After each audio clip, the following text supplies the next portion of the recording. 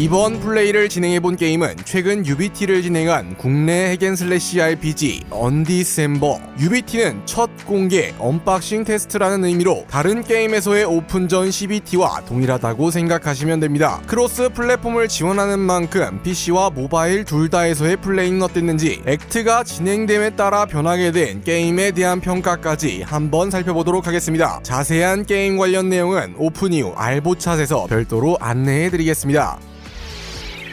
대부분의 유저들이 핵앤슬래시 하면 떠오르는 게임은 디아블로와 패스 오브 엑자일. 국내 핵앤슬래시라고 한다면 그나마 다가가기 조금 꺼려지는 뮤 온라인 시리즈, 그리고 이거 패스! 핵앤슬래시를 직역한다면 자르고 배기. 스토리 진행의 비중보다는 다수의 적들과 싸우는 것을 메인 컨텐츠로 내세우는, 어떻게 보면 아주 쉽기도 하고 알면 알수록 어려워지는 그런 장르입니다. 언디셈버의 운이 좋은 건지 나쁜 건지 현재 디아블로2 레저렉션의 출시 이후 핵앤슬래시 장르에 대한 관심이 높아졌고, 패스 오브 엑자일의 시즌 종료일이 곧 다가와 대부분의 핵앤슬래시를 좋아하던 유저분들은 언디셈버의 UBT는 참여해보지 않았나 라고 생각되었습니다. 저 역시 패스 오브 엑자일 시즌이 시작되면 오랜만에 한번 해볼까? 라고 생각하던 와중 언디셈버의 UBT를 진행한다고 하여 기대감을 잔뜩 안은 채 게임을 실행시켰습니다. 게임을 실행시키고 만난 첫 화면에서는 모바일 게임인가? 라는 생각이 들어 기대감을 첫 화면에서부터 반 정도 버려버리고 게임에 들어가게 되었습니다. 캐릭터를 만들기 전 여러가지 스킬들을 미리 체험하게 되는데, 휘린들은 당연히 있고, 이 스킬은? 페우에게 톡식?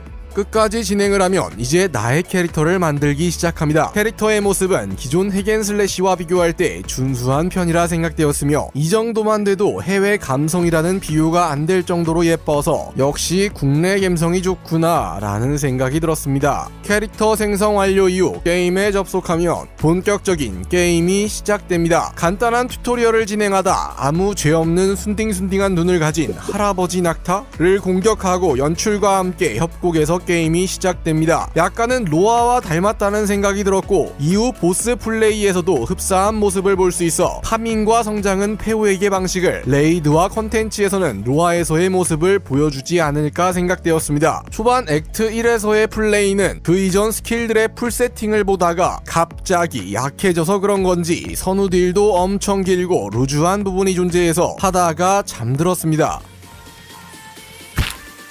아주 잘 잤습니다. 7레벨에는 자동 스펠 사용이 등장하게 되고, 설마 자동 사냥이? 하고 놀랐지만 모바일에서의 플레이를 고려해 평타처럼 사용하는 주 스킬들은 자동으로 근처 적에게 사용 가능하게 해주는 그런 기능이었습니다.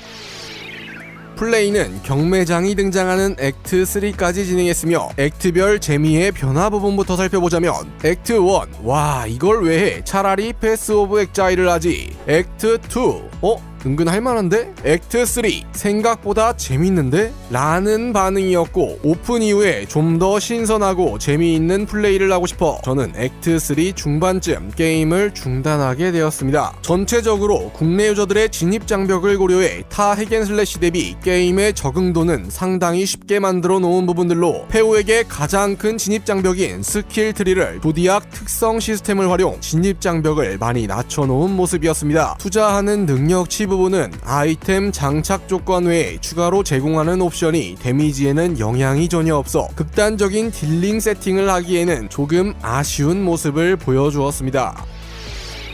액트 3 중단 이후에는 모바일로도 한번 플레이를 진행해보았는데 발열은 좀 있긴 했지만 플레이 자체는 유저들과 함께하는 컨텐츠와 미세한 컨트롤을 진행하는 컨텐츠가 아니라면 밖에서 잠깐 필드에서의 파밍 문제는 없다라고 보셔도 무방합니다. 저는 오래 플레이하다 보면 가끔 폰 자체가 멈춰버리는 현상을 겪어서 아마 PC로만 플레이 진행할 것 같습니다.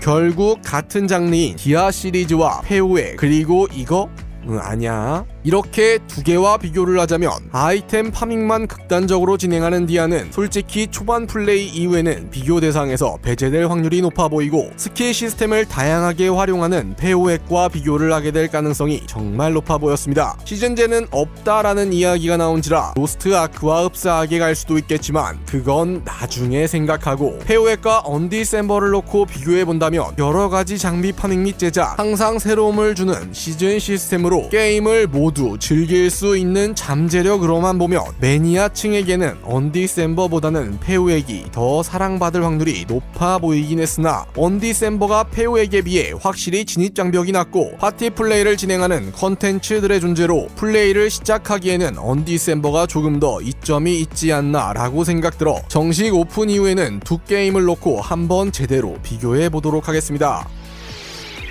이번 UBT에서는 게임과 관련된 불편한 점들도 많이 존재했습니다. 액트 1에서 차라리 다른 게임하지 라고 느낀 결정적인 이유는 스킬을 사용하고 움직이는 데 있어 껌을 한 3개 정도 밟고 움직이는 뭔가 미세한 뻑뻑한 느낌이 있습니다. 디아2와 직접 비교해본 결과